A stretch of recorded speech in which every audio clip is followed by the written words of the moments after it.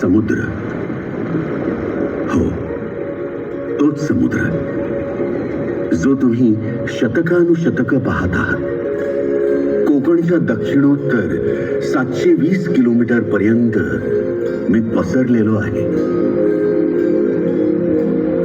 हे किनारे, हे पाणी, हा निसर्ग स्वर्ग आहे नाही.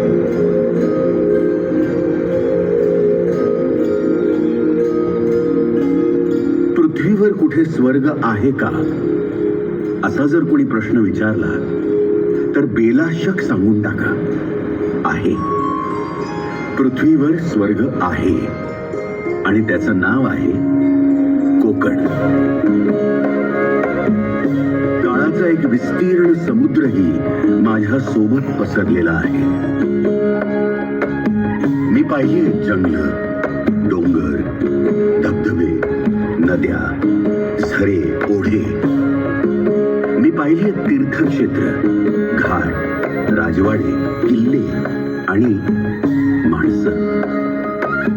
काही स्त्रिया, काही पुरुष ज्यांची दूरदृष्टी खूप समृद्ध होती. काही तर माझ्या या प्रचंड लाटांहून बलवान होते, शक्तिशाली होते. आणि याच समुद्र किनाऱ्यावरून त्यातलीच एक व्यक्ती प्रत्यक्ष चालत गेली होती. आपण आजही त्यांना विसरलेलो नाही.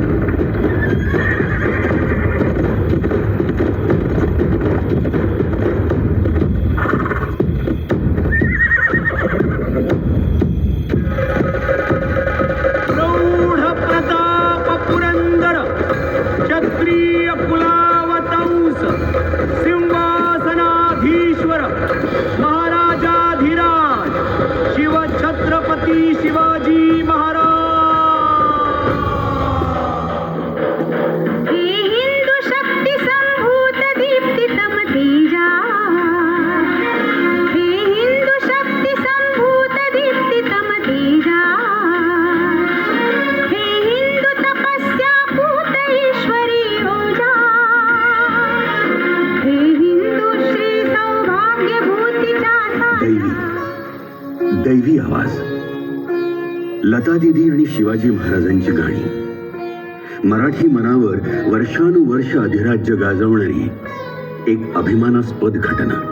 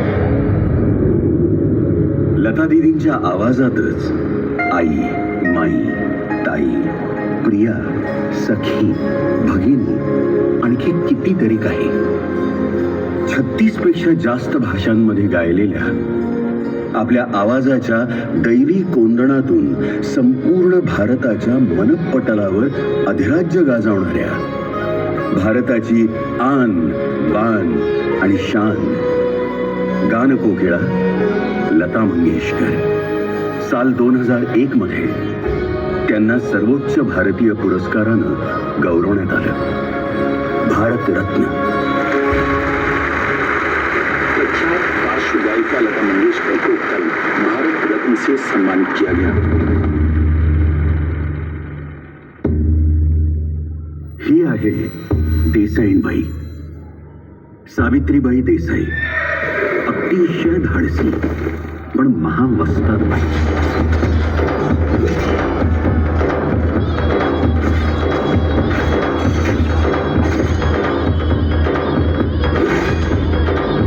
महाराज, ती देसाईबाई आपल्याला दाद देत नाहीये. गेले 15 दिवस तिने लढा दिला, जेरीच येत नाही. महाराज अधिक सैनिकांची कुमक पाठवतात. तब्बल 1 महिन्यानंतर मावळ्यांना गडी सर करता येते.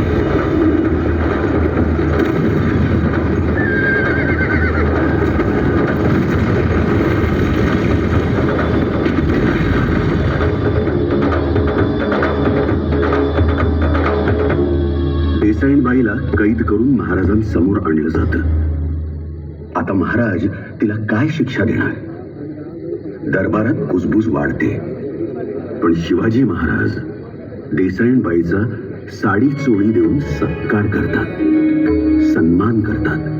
तिच्या लढाऊ वृत्तीला महाराजांनी दिलेली ही दाद असते. शिवाजी महाराजांनी नेहमीच स्त्री सन्मानाला प्राधान्य दिलं. कल्याणच्या सुभेदाराच्या सुनेची गोष्ट आपल्याला ठाऊकच आहे. लढाईत कामी आलेल्या मावळ्यांच्या उर्वरित कुटुंबाची संपूर्ण जबाबदारी शिवाजी महाराज उचलत असत. त्यांच्या या प्रक्रियेला बाल परवेस असं म्हणत. कोकणच्या या समुद्रकिनारी स्त्री सन्मान आणि स्त्री शिक्षण या क्षेत्रात महान असं काम करून ठेवणारी आणखी एक व्यक्ती जन्मली. अण्णा म्हणजे महर्षी कर्वे. जन्म मुरुड. एखाद्या मुलीचा पती दुर्दैवानं तारुण्यातच जर मृत्यू पावला तर त्या मुलीला तिचं उरलेलं आयुष्य विधवा म्हणूनच घालवायला लागायचं. अशा काळात पहिल्या पत्नीच्या मृत्यूनंतर महर्षी कर्वे यांनी गोदूताई या विधवा मुलीशी पुनर्विवाह केला. गावानं त्यांच्यावर बहिष्कार टाकला, पण अण्णा डगमगले नाहीत. त्यांनी अनाथ बालिकाश्रमाची स्थापना केली. पुणे नजीकच्या हिंगणे इथं पहिली स्त्री शिक्षण संस्था काढली. 1916 मध्ये भारतातल्या पहिल्या महिला विद्यापीठाची अण्णांनी स्थापना केली.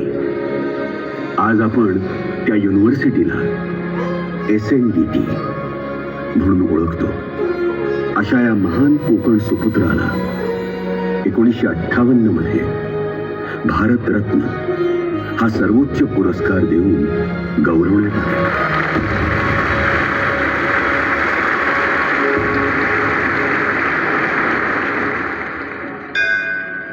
आरतीची वेळ झाली आहे, सुरुवात करूया का? हो चालेल, थोड्या वेळात आपण चालूच करू. हो बाई थांबा, मला विठ्ठलाची पूजा करायची आहे. तुम्हाला आज जाता येणार नाही. पण का जाता येणार नाही? कारण तुम्ही केशवपण केलेलं नाहीये. तुमच्या पतीचं नुकतंच निधन झालेलं आहे आणि असं असून सुद्धा तुम्ही केशवपन केलेलं नाही. नाहीतर काय, शास्त्रानुसार तुम्ही जर केशवपण केलं तरच आम्ही तुमच्या मंदिर प्रवेशाचा विचार करू. पण असं कोणतं शास्त्र सांगतं? ते तुम्ही शोधून काढा. आम्ही म्हणू तसंच होईल. तसं होणार नाही. शास्त्रामध्ये या संबंधी कुठलाही आधार नाही. हे मी कोर्टात सिद्ध करेन. हो, आपण कोण? मी डॉक्टर पांडुरंग वामन काणे.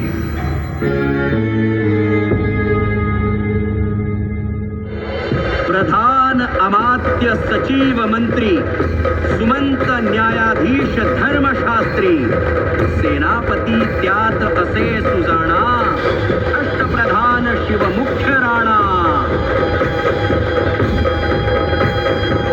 शिवाजी महाराजांच्या अष्टप्रधान मंडळामध्ये रघुनाथ पंडित यांची नियुक्ती धर्मशास्त्री म्हणून करण्यात आली होती. आधुनिक भारताला पावा काणे हे महान धर्मशास्त्री लाभले. महामहोपाध्याय पावा काणे यांनी 5 खंडांमध्ये धर्मशास्त्राचा इतिहास लिहिला.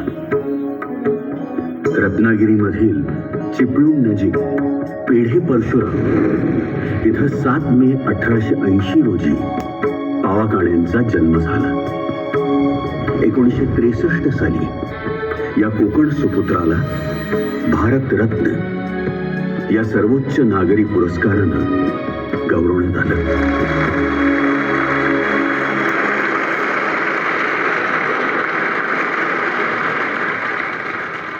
रयतेस कोणी काडीचा आजार द्यावयाचा नाही.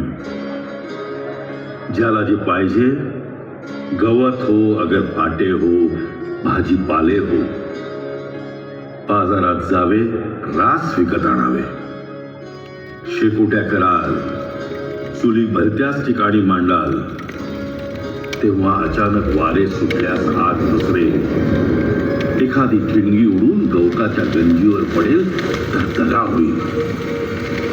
रात्री अपरात्री घरात लावलेल्या दिव्यांच्या वाती उंदीर पळवतील आणि आगी पेटतील. तेव्हा सगळीकडे लक्ष असावे. रयतेतील कुणीही पडीक जमिनी लागवडीखाली आणल्यास आम्ही शेतकऱ्यांस मोठ्या सवलती देऊ. तुमच्या जमिनीवर 4 वर्षांपासून 12 वर्षांपर्यंत थोडी अंशतः कर वसुली करू. असं आश्वासन देऊन लोकांमध्ये विश्वास निर्माण करून अधिकाधिक जमिनी शिवाजी महाराजांनी लागवडीखाली आणल्या. शेतकऱ्यांची, प्रजाजनांची इतकी काळजी करणारे शिवाजी महाराज. शेतकरी हीच स्वराज्याची ताकद आहे, शक्ती आहे, हे जसं शिवाजी महाराजांनी ओळखलं होतं, तसंच ते रायगड जिल्ह्यातल्या विनोबा भावे यांनीही ओळखलं होतं.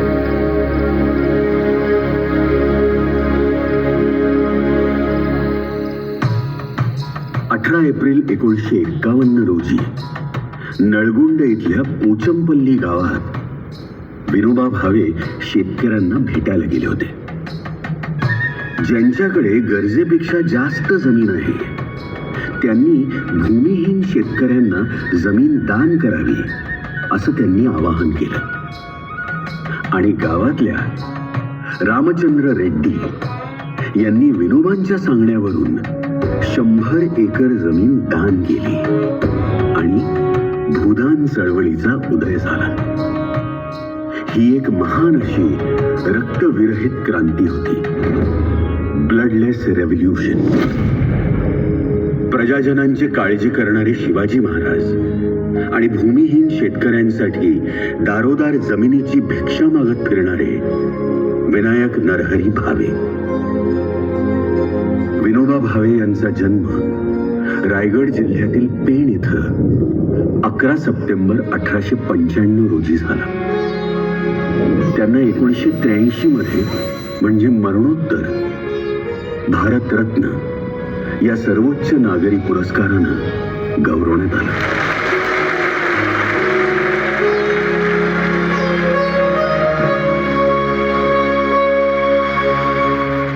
We, the people of India, having solemnly resolved to constitute India into a sovereign, socialist, secular, democratic republic and to secure to all its citizens सामाजिक, आर्थिक और राजनैतिक न्याय, विचार, अभिव्यक्ति, विश्वास, धर्म और उपासना की स्वतंत्रता, प्रतिष्ठा और अवसर की समता प्राप्त कराने के लिए तथा उन सब में व्यक्ति की गरिमा और राष्ट्र की एकता और अखंडता सुनिश्चित करने वाली बंधुता बढ़ाने के लिए दृढ़ संकल्प होकर आमच्या संविधान सभेत आज दिनांक 26 नोव्हेंबर 1949 रोजी याद्वारे हे संविधान अंगीकृत आणि अधिनियमित करून स्वतःप्रत अर्पण करत आहोत. Liberty, equality, fraternity and justice. स्वातंत्र्य, समता, बंधुता आणि न्याय या चौसूत्री उच्चारांचा धनी आधुनिक भारताचे शिल्पकार डॉक्टर भीमराव रामजी आंबेडकर. बाबासाहेबांचा अभ्यास आणि व्यासंग पाहता शिवाजी महाराजांच्या कल्याणकारी राज्यव्यवस्थेवरून त्यांनी बोध घेतला असण्याची शक्यता नाकारता येत नाही.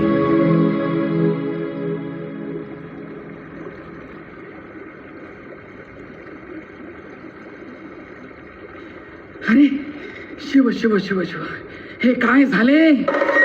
अरे धावा धावा, अरे धावा! पाणी अशुद्ध केलं रे. नुसते बघताय काय? काय झालं? काय? अरे तुझी या विहिरीवर सावलीच कशी पडली? हरी हरी हरी हरी हरी हरी, हे धाडस झालेस कसे? यांना चांगला धडा शिकवला पाहिजे. तुझी मदत कशी होती रे तुमच्या विहिरीवरून पाणी पिण्याची? बघताय काय? मारा मारा.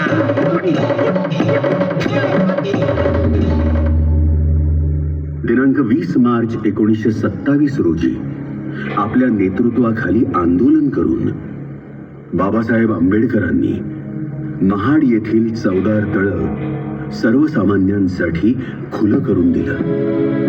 शतकानुशतक रूढी, परंपरा, जातीपातीच्या चिखलात खितपत पडलेल्या भारतीय समाजाला खडबडून जाग करणारे भारताचे पहिले कायदा आणि न्याय मंत्री, संविधान सभेच्या मसुदा समितीचे अध्यक्ष, मुंबई विधानसभा परिषदेचे विरोधी पक्षनेते डॉक्टर बाबासाहेब आंबेडकर. मंडणगड तालुक्यापासून 17 किलोमीटरवर असलेलं कोकणातलं आंबडवे हे बाबासाहेब आंबेडकरांचं मूळ गाव. 1990 मध्ये कोकणच्या या सुपुत्राला मरणोत्तर भारतरत्न देऊन गौरवण्यात आलं.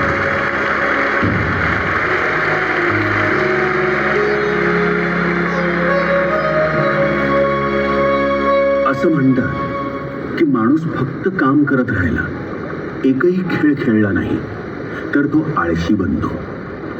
शिवाजी महाराजांनी हे ओळखलं होतं. शारीरिक चपळता, लवचिकता आणि ताकद यांच्यासाठी खेळ एक मावळा म्हणून खूप आवश्यक आहे, असं महाराज मानत असत. बहिर्जी नाईक, मदारी मेहतर,